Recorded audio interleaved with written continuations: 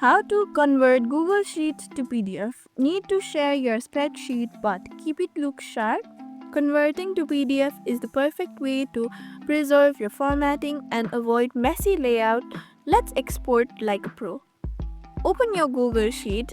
Over there, open your Google Sheet and open the file you want to turn it into PDF. Then tap on Files. At the top only, you can see at the top left corner, you can see Files.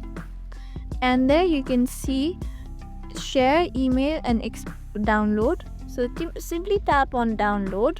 If you add on downloads, then only your PDF, you can share the file in PDF. You have to download it.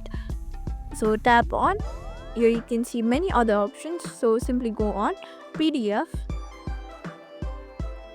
Here they'll ask you for your size, which size you want the PDF to be.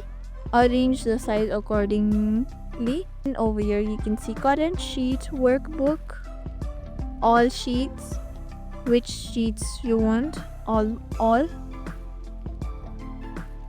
And then here you can see the paper size. I want it for A4, so I'll put A4.